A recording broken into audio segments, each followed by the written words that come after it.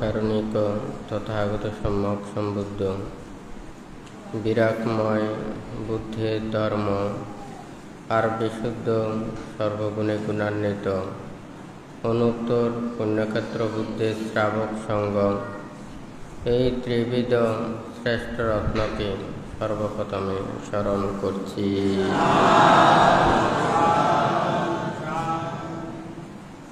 দুথাঙ্গ কুটিরে উপস্থিত অত্র দুথাঙ্গ কুটিরে সংশ্লিষ্ট দায়ক দায়িকা উপাসক উপাসিকা তথা বিভিন্ন জায়গা হতে আগত সদ্ধর্মের পূজারী নির্বাণকামী দায়ক দায়িকা বৃন্দা, আপনাদের উদ্দেশ্যে কিছু ধর্ম উপদেশ প্রদান করার প্রারম্ভে প্রত্যেকের প্রতি মৈত্রীময় আশীর্বাদ জানাচ্ছি।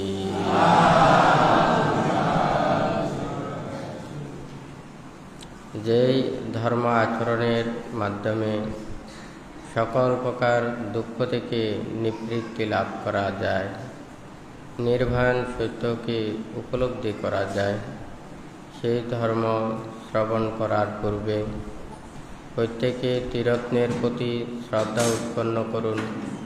কর্ম ও কর্মফলকে বিশ্বাস রেখে নীরবে ধর্ম শ্রবণ করুন।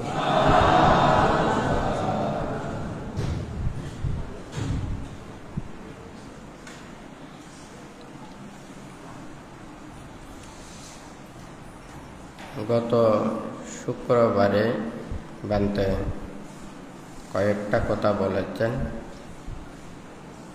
যে যাহার মূল্য বুঝে না তাকে সেই জিনিস দিলে তাহার যত্ন করে না, তেমনি নির্বাণ ও মুক্তি কি এর প্রয়োজন ও গুরুত্ব সম্পর্কে প্রত্যেকেরই জানা উচিত।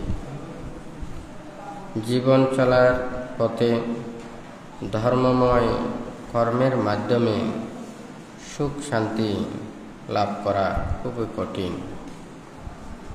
এখানে বৌদ্ধ ধর্মে যে নির্বাণ এবং মুক্তির কথাটা বলেছেন, আসলে এই নির্বাণ কথাটা আমরা বিভিন্ন পুস্তকে বিভিন্ন জায়গায় ব্যবহার করতে দেখি। এখানে সাধারণত নির্বাণকে বোঝায় নিভে যাওয়া, যেমন অনির্বাণ শিখা, প্রজ্বলিত যে শিখাটা নিবে না সেটা হচ্ছে অনির্বাণ শিখা। তো এখানে সাধারণত নিভে যাওয়া বোঝায়, কিন্তু বৌদ্ধ ধর্মের অর্থে কিন্তু তা নয়। বৌদ্ধ ধর্মের অর্থ হচ্ছে নি আর বান। নি অর্থ হচ্ছে ছাড়া, বাহীন, যেটা নয় বা থাকে না। এখানে বান অর্থ হচ্ছে তৃষ্ণা, লোভ, দেশ, মোহ, পাপ, অর্থাৎ যার মনে নেই তাহাই হচ্ছে যে নির্বাণ। তৃষ্ণামুক্ত মনে নির্বাণ সত্যকে উপলব্ধি করতে পারে। এটা নির্বাণ কোনো বস্তু নয়, নির্বাণ এটা উপলব্ধির বিষয়।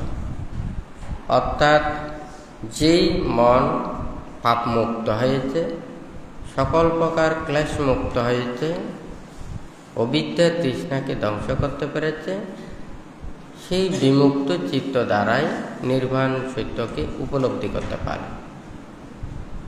নির্বাণকে ওখানে দুই ভাগে ভাগ করেছেন, একটা সোপাধিশেষ নির্বাণ আর একটা হচ্ছে অনুপাধিশেষ নির্বাণ। অর্থাৎ মন থেকে পঞ্চস্কন্ধ যুক্ত হয়ে যদি নির্বাণ সত্যকে উপলব্ধি করে, এটা হচ্ছে যে সোপাধিশেষ নির্বাণ। আর অনুপাধিশেষ নির্বাণ এটা হচ্ছে যে যখন পঞ্চস্কন্ধ সম্পূর্ণ ত্যাগ করে একেবারে পরিনির্বাপিত হয়, তখন হচ্ছে যে সেটা অনুপাতিশেষ নির্বাণ। অর্থাৎ সোপাধিশেষ নির্বাণের মধ্যে এই পঞ্চস্কন্ধ বিদ্যমান, কিন্তু পঞ্চস্কন্ধের মধ্যে তার মনের লোভ, দেশ, মোহ, হিংসা, বিদ্বেষ সেটাকে ধ্বংস করে, কিন্তু এই নাম রূপকে ধ্বংস করতে পারে না। তারপর যখন অনুপাধিশেষ নির্বাণে একেবারে নির্বাণ প্রাপ্ত হয়, সেখানে বুদ্ধ সেই নির্বাণকে বোঝানোর জন্যই বুদ্ধ নির্বাণ কাকে বলে এটা বলেছেন। ইধানন্দ ভিক্ষু অরণ্যগত বা রুক্ষমূলগত বা শূন্যাগারগত বা ইতি পাটিসং চিক্কতি এতাং সন্তং এতাং পনীতং ইয়াদিদং সব্ব সংখার সমাতো সব্বু পতিপটি নিঃসগ্গো তন্হাক্ষয়ো বিরাগো নিব্বানন্তি। এখানে এই কথাগুলোকে জানার জন্য, উপলব্ধি করার জন্য আমাদেরকে এটা ধ্যান করতে হবে। বাহ্যিক যা কিছু দৃশ্যমান এটা বাহির জগতে রয়েছে, নির্বাণ যেহেতু ভিতরের জগতের উপলব্ধির বিষয়, আমাদেরকে এটা চোখ বন্ধ করতে হবে এবং ধ্যান করতে হবে, আমাদের ভিতরের জগতে পৌঁছতে হবে।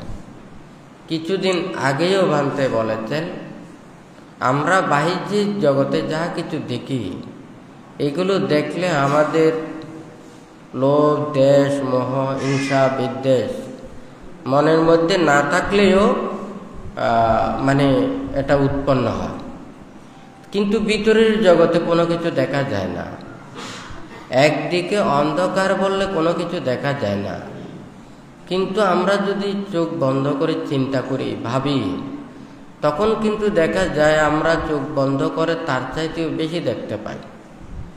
অর্থাৎ মনের সেই দৃষ্টি, চোখের দ্বারাই আমরা দর্শন করতে পারি।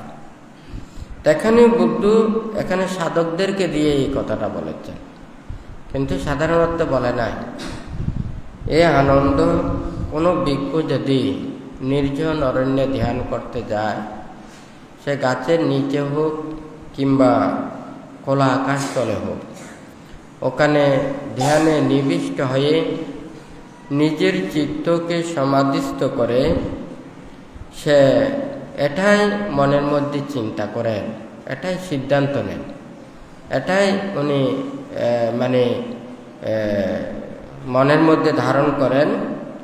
ইতি পাটিসং চিক্কতি এতাং শান্তং এতাং পনীতং, এটাই শান্ত, এটাই প্রণীত। প্রণীত মানে শ্রেষ্ঠ, এটাই শান্ত, এটা প্রকৃত। তাহলে এই প্রকৃত যথার্থ যাহা ইয়াদিদং সব্ব সংখার সমাত, সকল প্রকার সংস্কারকে তিনি কি করেছেন? ধ্বংস করেছেন, সমত করেছেন, অথবা উৎপাটন করেছেন, স্থির করেছেন। তাহলে এগুলোকে বুঝিয়েছেন সব্ব সংখার সমাত। আমার অনেক কাজ আছে, আমার অনেক কিছু দায়িত্ব আছে, আমার অনেক কিছু করতে হবে, আমার আশা আছে, আকাঙ্ক্ষা আছে, নানান কিছু, এখানে কোনো কিছু থাকতে পারবে না। এটা শেষ চিকিৎসার মতো, শেষ কর্মের মতো। আপনার যত কিছু কাজকর্ম আছে এগুলি সেরে আসতে হবে। কোনো কিছুর প্রতি আপনার আসক্তি রাখতে পারবেন না, চিন্তা রাখতে পারবেন না। কিন্তু একজন মানুষ যখন সংসারের মধ্যে থাকে, নিজের জীবনের জন্য, সংসারের জন্য, সব কিছুর জন্য চিন্তা করতে হয়। কত আশা আকাঙ্ক্ষা নিয়ে মানুষ বেঁচে থাকে, এগুলো সম্পূর্ণ তার মন থেকে এগুলো ফেলে আসতে হবে। ইয়াদিধং সব্ব সংখার সমাত, সকল প্রকার সংস্কারকে, সব্বু পাতি নিঃসগ্গ। এখানে হচ্ছে যে উপাধি পরিত্যাগ। উপাধি পরিত্যাগ মানে কি? অর্থাৎ আমরা একটা দেখি, একটা বৃক্ষের যখন বীজ উৎপন্ন হয়, সেই বীজ পরিপক্ক হলে সেই বীজ থেকে আরেকটা চারা উৎপন্ন হয় বা ফল প্রদানের সমর্থ হয়। কিন্তু এই বীজটা যদি পরিপক্ক না হয়, তাহলে এটা পুনঃ আবার বৃক্ষে রূপান্তরিত হতে পারবে না। হ্যাঁ, সাব্বু পাটি নিঃসাগ্য, অর্থাৎ কি, আপনি এমন কোনো কর্ম করবেন না, এমন কোনো বাক্য ভাষণ করবেন না, এমন কোনো চিন্তা করবেন না, যে চিন্তা, যে কর্ম, যে বাক্য আপনাকে সেটা কর্ম সৃষ্টি করবে, উপাদান সৃষ্টি করবে।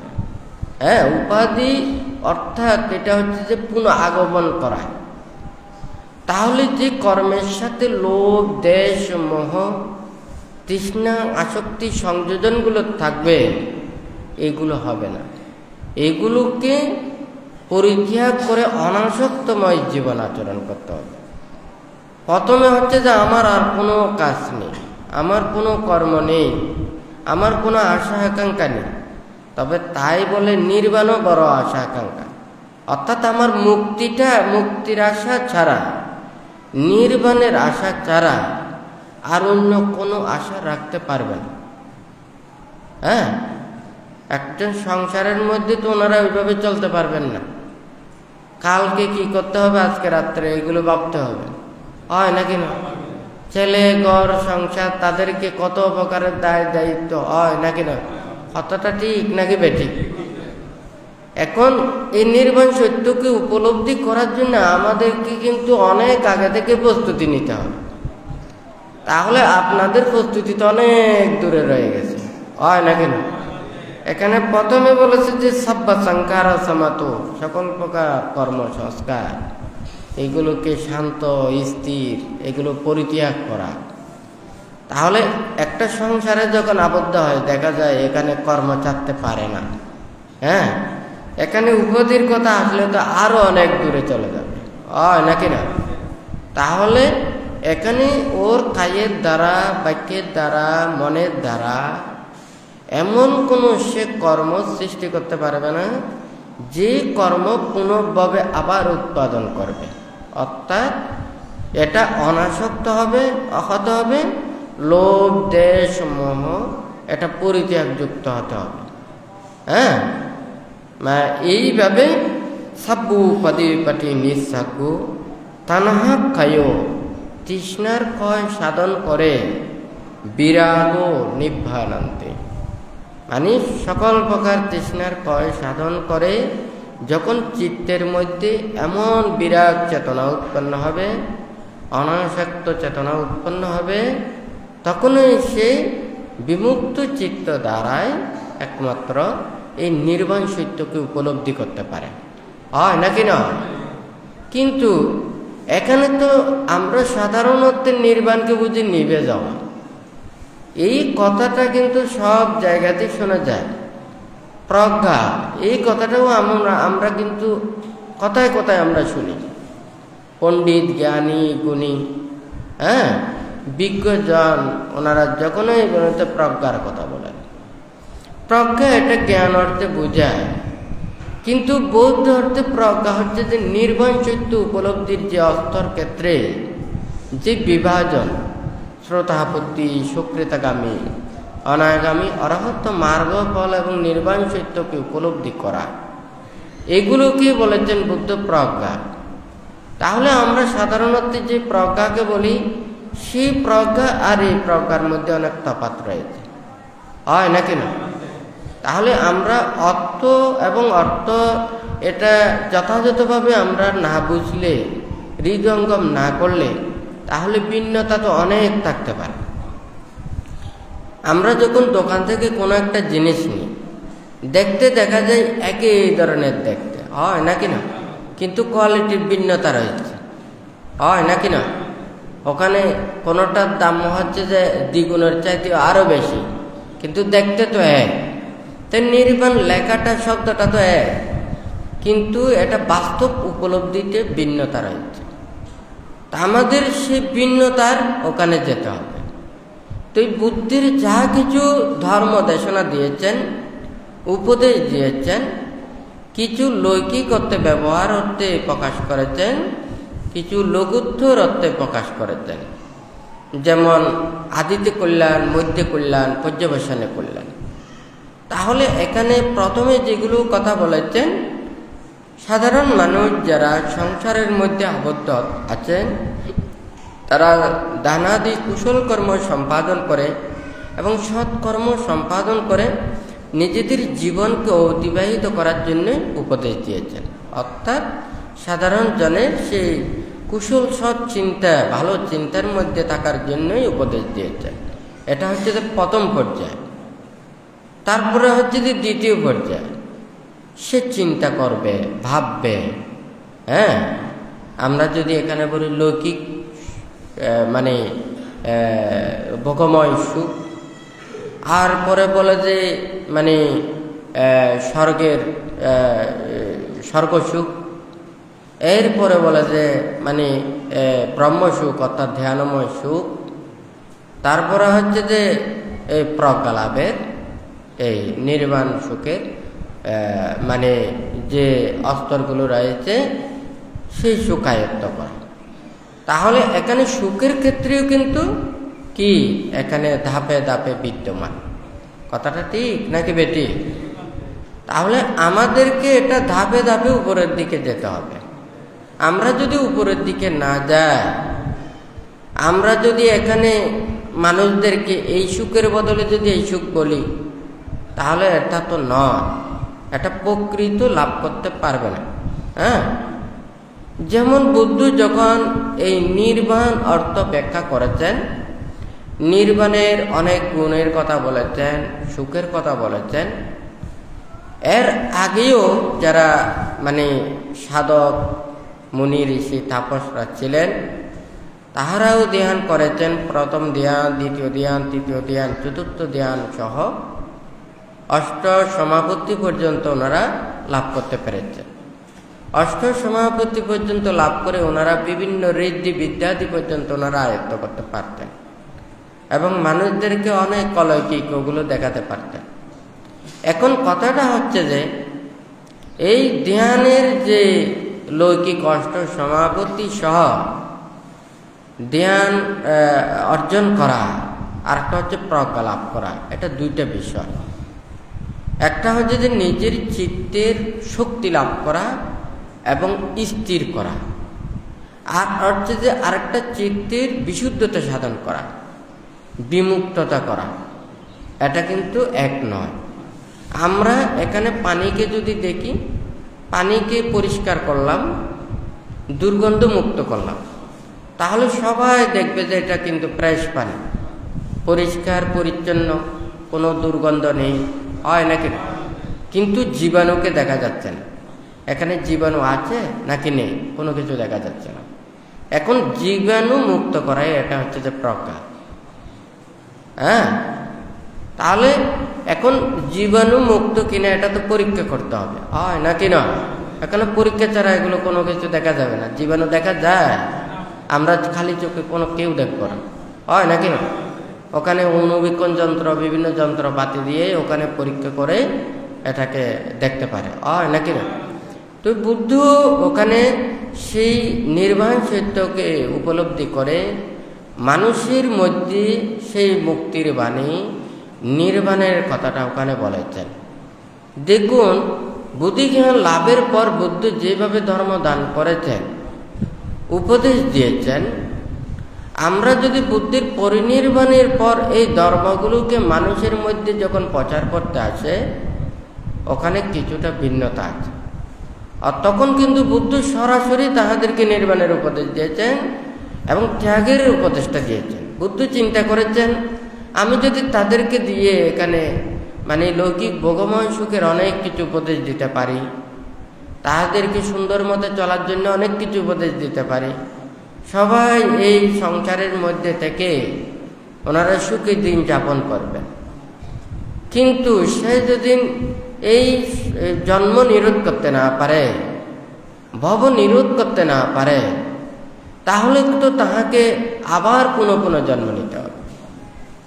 এখন রাজত্ব সুখ দিলাম বা ধনির ভোগময় সুখ দিলাম, তাহলে সে তো কিন্তু মুক্তি পাবে না। বুদ্ধ বুদ্ধিজ্ঞান লাভের পরে সরাসরি এই নির্বাণ এবং মুক্তির কথাটাই ওখানে বলেছেন। দেখুন, ওখানে আর অন্য কোনো কর্ম নেই। যারা সংসার ত্যাগ করে ব্রহ্মচর্য জীবনে এসেছেন, ওনাদেরকে শিক্ষা দিয়েছেন নির্বাণের শিক্ষা, মুক্তির শিক্ষা, আর অন্য কোনো শিক্ষা নেই। লৌকিক অনেক কিছু, লেখাপড়া, বিদ্যা শিক্ষা, অনেক কিছু আছে না, শিল্প বাণিজ্য আছে নাকি নেই? তো বুদ্ধ বলেছেন এই বাণিজ্য দিয়ে সে এই জীবনটা সংসারে সুন্দরভাবে চলতে পারবে, কিন্তু সে তো মুক্ত হতে পারবে না। সে যদি মুক্ত হতে না পারে তাহলে তো তার জন্ম নিরুত নয়, ভব নিরুত নয়। তখন বুদ্ধ সবাইকেই এই উপদেশটা দিয়েছেন, ওনারা যে যতটুকু পারে কেউ সংসার ত্যাগ করে মানে সবসময় নির্বাণ মুক্তির কর্ম করেছেন। আর যারা সংসারে রয়েছেন তাহারা শীলময় জীবন আচরণ করে, ধর্মময় জীবন আচরণ করে, আশা আকাঙ্ক্ষা প্রত্যাশা নানান কিছু এগুলো পরিত্যাগ করে যেভাবে নিজেদের জীবনকে ধন্য করতে পারে, যার যার প্রচেষ্টা অনুযায়ী ততটুকু আয়ত্ত করতে পারে, সেইভাবে বুদ্ধ উপদেশ দিয়েছেন, হয় নাকি না? তাহলে এখানে যেভাবে ধর্মের কর্মকর্তা, এটা তো আমাদের সবাইকে আগে বুঝাতে হবে, এটা জানতে হবে। হয়তো আপনাদের এখানে আশা আকাঙ্ক্ষা ইচ্ছা, আপনাদের সবার ভালো, বুদ্ধ তো বলে নাই আপনাদের গৃহী চলার কর্মপথে ছেলেদেরকে লেখাপড়া শিক্ষা করতে হবে, বিদ্যা শিক্ষা সৎজ্ঞানগুলো দিতে হবে, হয় নাকি না? বুদ্ধ তো মানা করে নাই, মাতা পিতার সেবা করতে মানা করে নাই, শিল্প বাণিজ্য এগুলো শিক্ষা করতে মানা করে নাই, হয় নাকি না? বুদ্ধ ধর্ম চেতনাটা মনের মধ্যে থেকে তারও একটা কি করতে হবে, সময় উৎপন্ন হতে হবে। আমি টেনে ধরে তাদেরকে ওখানে মুক্তির পথে আসলাম, এটা মুক্তি হতে পারবে না। একটা গাছে ওখানে কলি হয়েছে, এরপরে ফুল হচ্ছে, ফুল হওয়ার পরে ফল হচ্ছে, হয় নাকি না? এই ফলটা পরিপক্ক না হওয়া পর্যন্ত কিন্তু গাছে থাকতে হবে। কথাটা ঠিক নাকি বেঠিক? কিন্তু এখন পরিপক্ক না হওয়ার আগে যদি গাছটা থেকে ঝরে যায় তাহলে এটা তো ফল দিতে পারবে না। তাহলে প্রতিটা মানুষের একটা চেতনা, জন্ম জন্মান্তরের পারমি, এটা থাকতে হবে, পুণ্য সংস্কার থাকতে হবে। আজকে কেন মানুষেরা জ্ঞান লাভ করতে পারছে না, প্রজ্ঞা লাভ করতে পারছে না? কেন নির্বাণ মুক্তির কথাটা শুনলে মানুষ দূরে সরে যায়? হ্যাঁ, এটার অর্থ হচ্ছে তাদের পারমি থাকতে হবে। এটা ত্রিহেতুক পুদ্গল হতে হবে, অহেতুক পুদ্গল, দ্বিহেতুক পুদ্গল, ত্রিহেতুক পুদ্গল। যারা জন্ম জন্মান্তরে পুণ্য সংস্কার থাকে, জ্ঞান লাভের হেতু থাকে, তারা হচ্ছে যে ত্রিহেতুক পুদ্গল। তাহলে ওনার যদি জন্ম জন্মান্তরের যদি সংস্কার থাকে, সেই ত্রিহেতুক পুদ্গল কল্যাণ মিত্রদের সান্নিধ্য লাভ করে যখন যথাযথ শিক্ষা পান, ওনারা প্রজ্ঞা লাভে উন্নীত হতে পারে। আর যারা মনে করেন ওরা দ্বিহেতুক পুদ্গল, ত্রিহেতুক বা অতীতের যে কর্মসংস্কার নেই, ইহ জন্মে প্রচেষ্টা চালালে ভবিষ্যতে বা ভবিষ্যৎ জন্মে বা ওনারা ত্রিহেতুক পুদ্গল হতে পারবেন, অর্থাৎ দ্বিহেতুক থেকে ত্রিহেতুক হতে পারবেন। তাহলে সেই ত্রিহেতুক কর্ম সৃষ্টি করতে পারে। এখন বান্দার কথাটা বুঝতে পেরেছেন? হ্যাঁ, এখন আমরা তো মানুষেরা তো এখন এই জন্ম চিন্তা করতে করতে, এইগুলো সব কিছু দেখতে, এইগুলো যা কিছু দেখি, যা কিছু শুনি, এগুলো নিয়ে ভাবতে ভাবতে জীবনটা শেষ, হয় নাকি না? ওই অতীত জন্ম, পরলোক, হ্যাঁ, নির্বাণ মুক্তি, এই মানসিক বিষয় এগুলোকে চিন্তা করার শক্তি আমাদের নেই। আরো বেশি আমাদেরকে অতিরঞ্জিত করে তুলতেছে।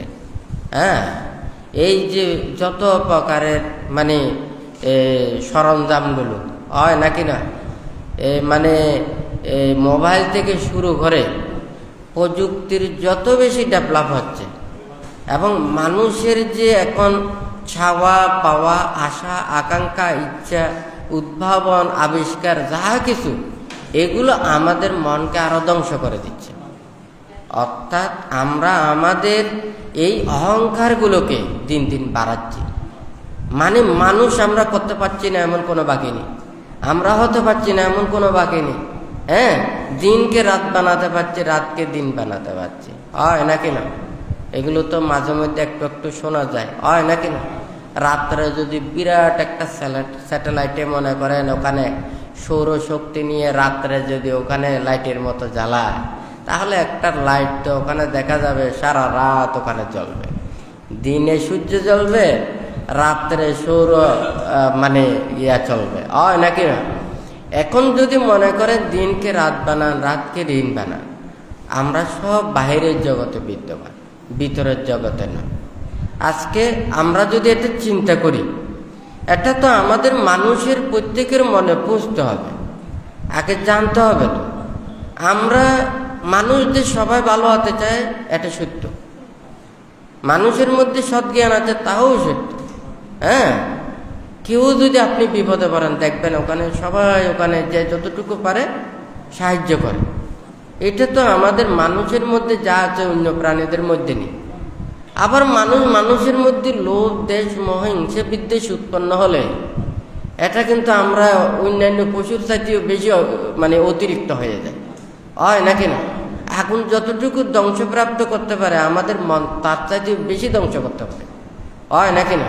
এই আগুনের তাপে অনেক কিছু জ্বলে না, কিন্তু আমাদের মনের আগুনটা যখন জ্বলে, যতক্ষণ না পর্যন্ত তার মনের ইচ্ছেগুলো সাধন করতে পারবে না, ততক্ষণ পর্যন্ত শুধু মানুষকে জ্বালাতেই থাকবে, নাকি না?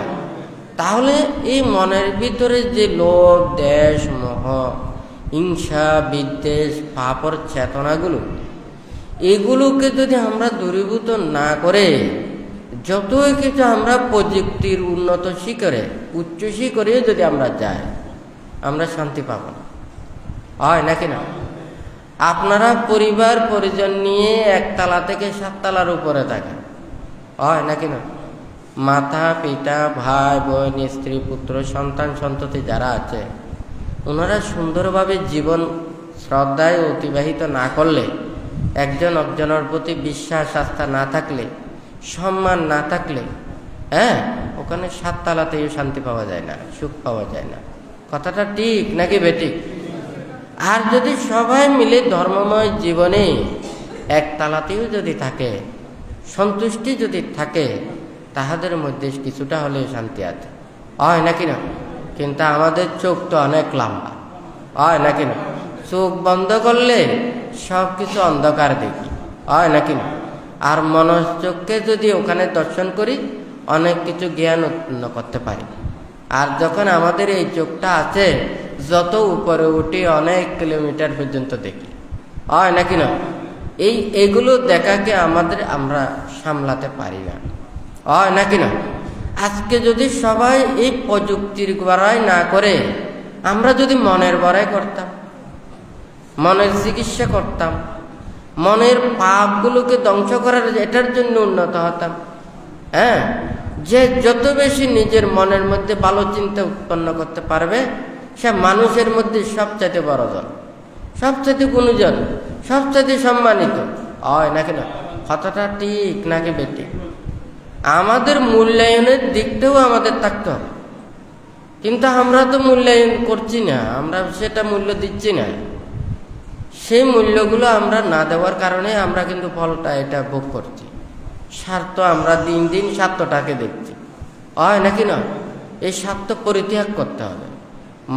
মনের যে এই স্বার্থটা পরিত্যাগ করতে না পারলে, মানুষের মধ্যে একজন অপরজনের প্রতি যদি মায়া, মমতা, স্নেহ, আন্তরিকতা, শ্রদ্ধা, ভক্তি, বিশ্বাস এটা জাগ্রত করতে না পারলে কোনোদিন এখানে শান্তি লাভ করা সম্ভব নয়। তো এই ভান্তি চিন্তা করেছে, এই যে বুদ্ধ যাহা কিছু ভেবেছেন মানুষদের জন্য মুক্তির কর্মপথের নির্বাণ সত্য উপলব্ধির কথাগুলো বলেছেন, আমরা মানুষের কাছে বলতে হবে, মানুষের কাছে এই কথা পৌঁছতে হবে। তো আপনারা কোথায় যেতে চান সেটা আপনার বিষয়, কিন্তু আমরা যদি সেটা শুনতেও না পারি, তাহলে আমরা কিভাবে ভাববো, কিভাবে আচরণ করব, নাকি না? সবাই শান্তি চায়, সবাই মুক্তি চায়, সবাই সুখে থাকতে চায়, কথাটা ঠিক নাকি বেটি? কিন্তু আমরা পাচ্ছি না কেন? কেন আমরা সুখে থাকতে পারছি না? আমাদের বিশ্বাস লাগবে তো, নাকি না? যেমন মনে করেন আপনার একটা ছোট ছোট বিশ্ব হচ্ছে একটা ছোট পরিবার, হয় নাকি না? একটা পরিবারে দেখুন, ওখানে 5-6 সদস্যের মধ্যে দেখুন, হ্যাঁ, ওখানে যদি মনে করেন কি সবাই যদি আন্তরিকতাপূর্ণ হয়ে একটা জায়গাতে থাকে, হ্যাঁ, তাহলে ওখানে বয়োজ্যেষ্ঠকে যদি সম্মান করে, শ্রদ্ধা করে, তাদের আদেশ নির্দেশ উপদেশ পালন করে, হয় নাকি না?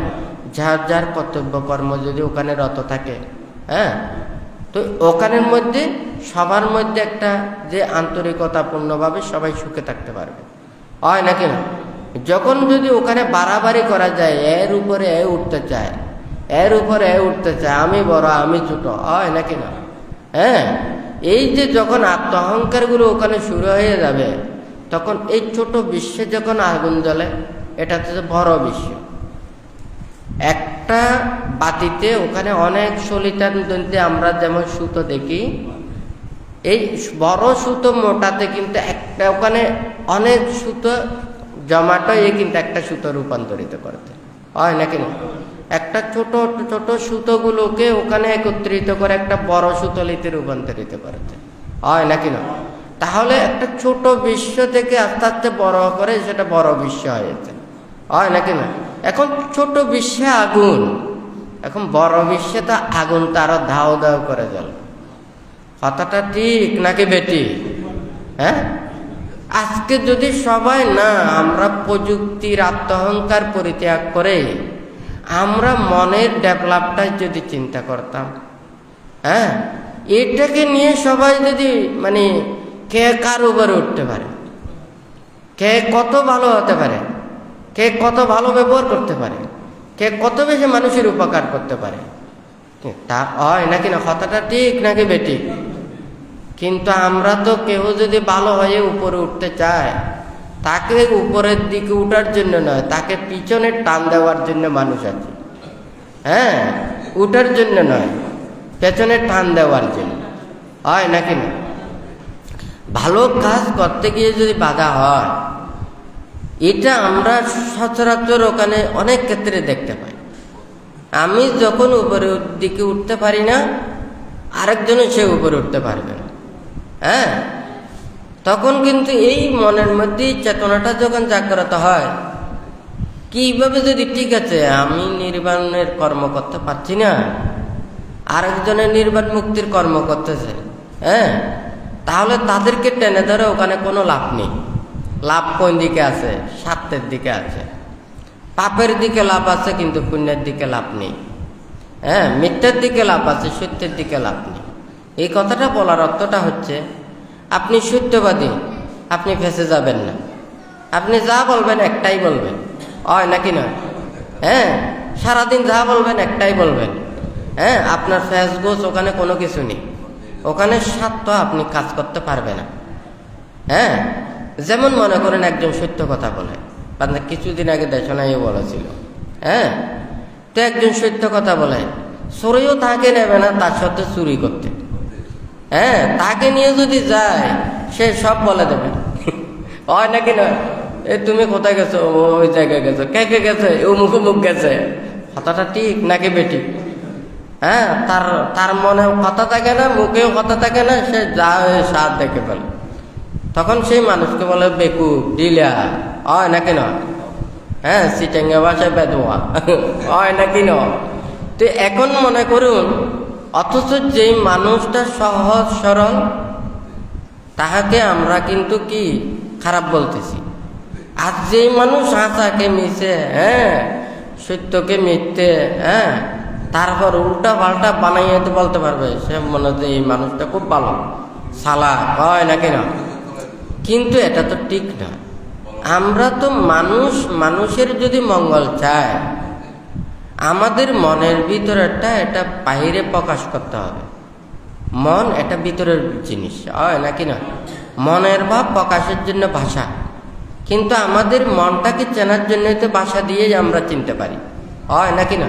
কিন্তু আমরা যখন মনের ভাবটা আমরা মুখ দিয়ে যখন যথাযথ বলি না, তাহলে আমাদের মনের বিষয়টাও সবাই জানা হয় না, হয় নাকি না? তখন মনের মধ্যে সব কিছু ভিতরে থেকে থাকে, হয় নাকি না? তাহলে এটা কি, ওই যে মানে যখন আগুন জ্বলে ভিতরে, যদি ওখানে মনে করেন আগুন আছে, উপরে সবগুলো নিভে গেছে, কিন্তু সেই ভিতরের আগুনগুলো ওখানে ভিতরে জ্বলতেই থাকবে, হয় নাকি না? বুদ্ধ তো যা কিছু এখানে উপদেশ শিক্ষাটা দিয়েছেন, এখানে ভিতরে তো কোনো কিছু রাখে না। আমার স্বার্থ কোথায়? আমি এই স্বার্থগুলো কোথায় নিয়ে রাখবো? আমার যদি এখানে যদি এতগুলো জন্ম জন্মান্তরে, সারি অসংখ্য কল্পকাল ধরে উনি 30 পারমী পূর্ণ করার জন্য জন্ম জন্মান্তরে অনেক ওখানে কর্ম ত্যাগ স্বীকার করেছেন, মানে নিজের জীবন দান করেছেন, ওনাদের অঙ্গ প্রত্যঙ্গ দান করেছেন, মানুষদেরকে উপকার করেছেন, হয় নাকি না? আজকে অনেক মানুষেরা নিজের জীবন দিয়ে মানুষদেরকে উপকার করে, হয় নাকি না? ওনারাও এই পারমী পূর্ণ করছেন, ওনারাও মানে কুশল কর্ম সম্পাদন করছেন। ওনাদের এই পুণ্য পারমী আস্তে আস্তে বর্ধিত করে একদিন ওনারা উপরের দিকে যেতে পারবে, হয় নাকি না? উনি এই চারি অসংখ্য কল্পকাল ধরে উনি 30 পারমী পূর্ণ করার পর যখন শেষ জন্মেও 6 বছর কঠোর ধ্যান করেছেন। কঠোর ধ্যানের পরে যতই 45 বছর যাবৎ দিনে রাতে পরিশ্রম করেছেন মানুষদেরকে মুক্তি পথে আনার জন্য, হয় নাকি না? কারো কাছ থেকে টাকা চেয়েছেন, পয়সা চেয়েছেন, ধনরত্ন চেয়েছেন, উনি বলছেন না, আমার কাছে আসতে হলে আপনাদেরকে এগুলো সংসার, ধন রত্ন এগুলো সব পরিত্যাগ করে আসতে হবে। আজকে যদি আপনারা সবাই এভাবে আসেন, কে আপনাদেরকে ওখানে আসতে না দেবে? রক্ষা কোথায় দেবে? জায়গা কোথায় দেবে? কথাটা ঠিক নাকি বেটি? আপনারা ধর্ম চর্চা করতে চান, ধর্ম আচরণ করতে চান, সত্যের পথে চলতে চান, নীতির পথে চলতে চান, মুক্তির পথে আসতে চান, আপনাদেরকে দেখাশোনা কে করবে? আপনারা তো আয় রোজগার করতে পারবেন না, টাকা পয়সা ধরতে পারবেন না, আপনাদেরকে ওখানে রান্না বান্না করতে পারবেন না, চাষবাস করতে পারবেন না, হয় নাকি না? তাহলে আপনাদেরকে তো অন্তত এই মুক্তির কর্ম সাধনের জন্য তো ওখানে ভরণ পোষণের প্রয়োজন, চতুর্পত্যের প্রয়োজন। এই চতুর্পত্য কে দেবে? এই চতুর্পত্য দেওয়ার জন্য যারা সপ্তাহে যদি থাকে আপনাদেরকে এক দিনে শেষ করবে। কথাটা ঠিক আছে নাকি নেই? আপনাদেরকে এগুলো দেওয়ার জন্য আপনাদের এই কাজ করতে হবে। সে তখন নিরুপায় হয়ে পাপ অন্যায় অপরাধ ওই দিকের মধ্যে যেতে হবে। আজকে আপনারা দেখতে পাচ্ছেন না, হয় নাকি নয়?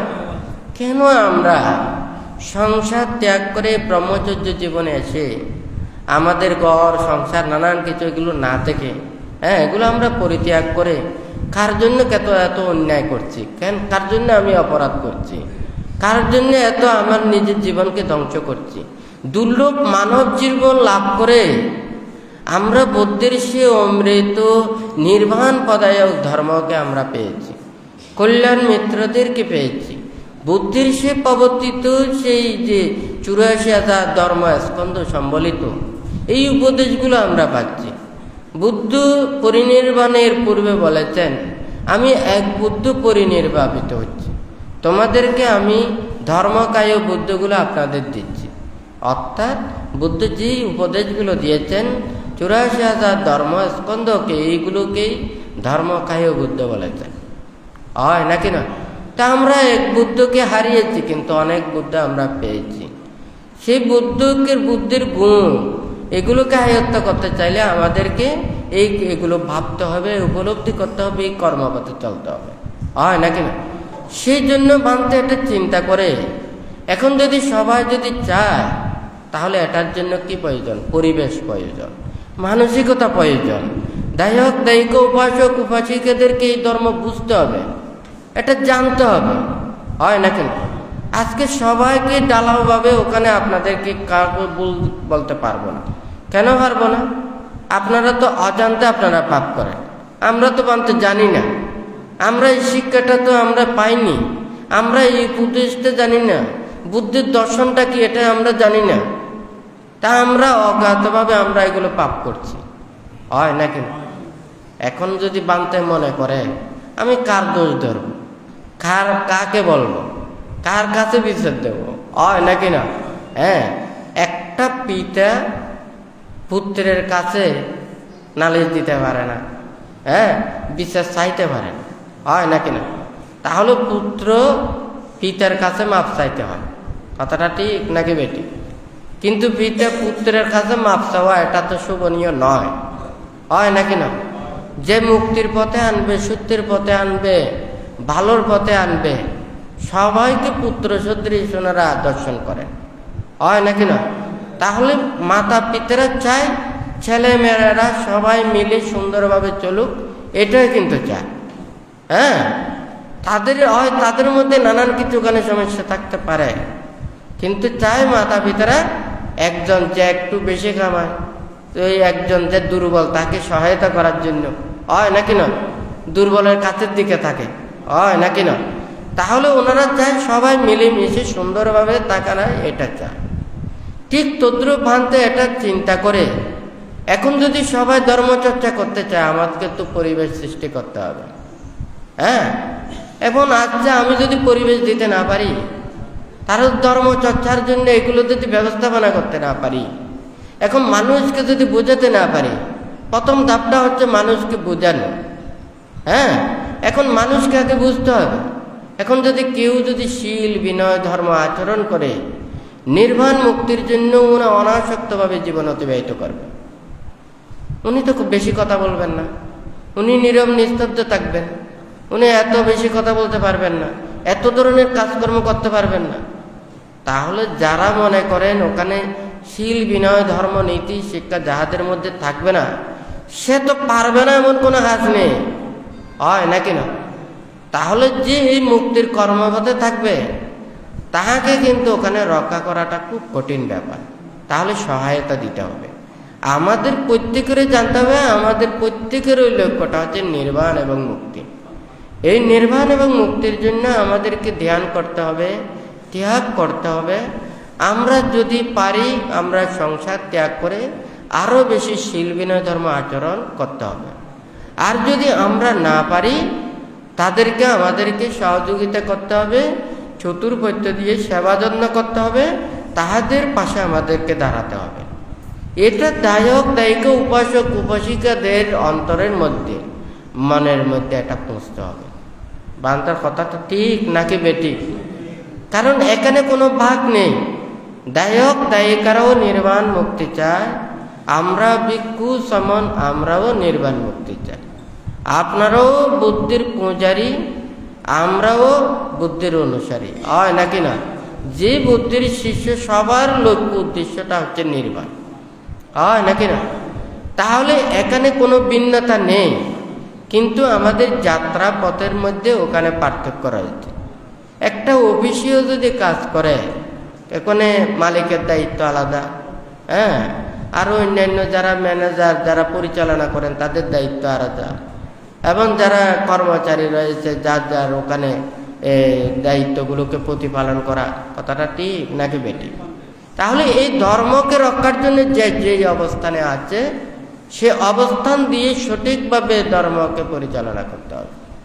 হ্যাঁ, এটার জন্য কিন্তু আমাদের অনেক কিছু কষ্ট সহ্য করতে হবে, এটার জন্য আমাদের অনেক সময় প্রয়োজন। আজকে আমি আর বেশি কিছু বলতে পারবো না। কেন বলতে পারবো না? কারণ আমাদের অনেক বিনয় আছে, আমাদের নীতি আছে।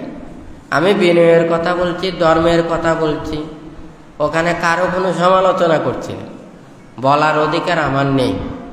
কারণ আমি স্বর্গে যাব নাকি নরকে যাব এটার ইচ্ছাটা তো আপনার নিজের, হয় নাকি নয়?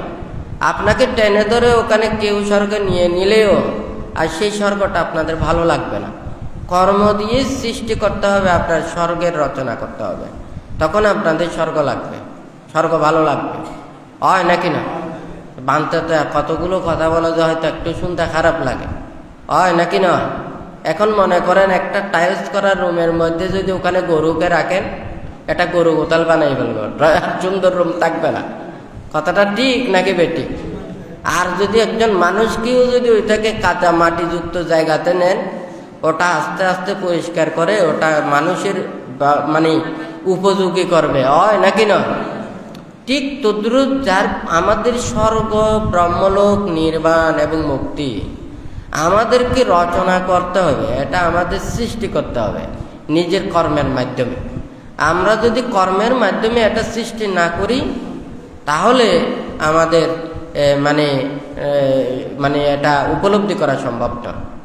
তো যাই হোক, বানতে প্রচেষ্টা চালাচ্ছে, বানতে যে হাজার হাজার মানুষ যারা ধর্মকে উপলব্ধি করতে চায়, মুক্তির পথে আসতে চায়, তাহাদেরকে সেই কর্মপথে আনার জন্য বানতে চেষ্টা করতেছে। না হয় এতগুলো কাজ করার কোনো প্রয়োজন ছিল না। হ্যাঁ, আমরা দেশের মধ্যে অনেকজন আছে গুণী জ্ঞানী বান্তেরা, যারা পরলোকগত হয়ে গেছেন, ওনারাও অনেক কিছু চেয়েছেন।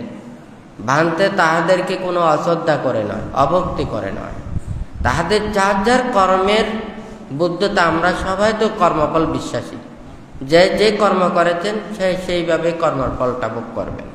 আর যদি মানুষ মূল্যায়ন করুক বা অবমূল্যায়ন করুক, সে কর্মকে কেউ ওখানে নিজের সেই কর্মফলকে তো ওখানে বিরূপ করতে পারবে না। হ্যাঁ, উনি 30 পারমি পূর্ণ করার জন্য কতবার কত কিছু ওখানে কি করেছেন, ওখানে ত্যাগ স্বীকার করেছেন। দেবদত্তের মতো ওখানে অনেক জন্মান্তরী শত্রুতামি করেছেন না, হয় নাকি নয়? তাহলে উনার পারমি, উনার কর্মগুলো তো উনি করে গেছেন। হ্যাঁ, তাহলে যার যার কর্মগুলো সে থাকবে।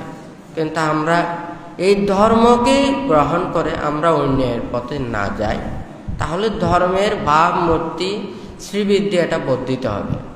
আমরা ধর্মকে আচরণ করতে গিয়ে, আমরা পালন করতে গিয়ে, অনুশীলন করতে গিয়ে আমরা যদি অন্যায় আচরণ করি, অপরাধ আচরণ করি, কাউকে যদি আঘাত দিই, কষ্ট দিই, দুঃখ দিই, দুর্ব্যবহার করি, তখন কিন্তু যারা অন্য ধর্মাবলম্বীরা আমাদেরকে নিন্দা করবে, তিরস্কার করবে, খারাপ বলবে। আপনাদের ধর্মে কোনো নিয়ম নেই, নীতি নেই, শিক্ষা নেই, হ্যাঁ, আইন নেই, কানুন নেই, এই এতগুলো, এগুলো কি ধর্মের কাজ? কথাটা এটা আমাদের বিবেককে তো বাঁচতে হবে। আমি একজন ভিক্ষু, হয় নাকি না? একজন ভিক্ষু আরেকজন ভিক্ষুকে কোনোদিন নিন্দা করতে পারে না, কারণ সে নিন্দা করলে যে সেটা তো আমার গায়েও বাজবে, হয় নাকি না? আমি বলা আমার গায়ে বাজা, হয় নাকি নয়? তাহলে যদি কেটে যদি বুদ্ধি শিষ্য হয়, তাহলে সেটাও যদি আমাদের নিজেদের গায়ে বাজবে, হয় নাকি না? আর যদি আমরা সার্বজনীনভাবে দেখি, আমরা যদি ভালো আচরণ করি, ভালো ব্যবহার করি, আমাদের মাধ্যমে যদি অন্য কেহ যদি সুখ পায়, শান্তি পায়, তারাও নিজেরাও তারা সেদিকে আনন্দ বোধ করবে, তারাও উৎসাহ সেটা জাগ্রত করবে, হয় নাকি?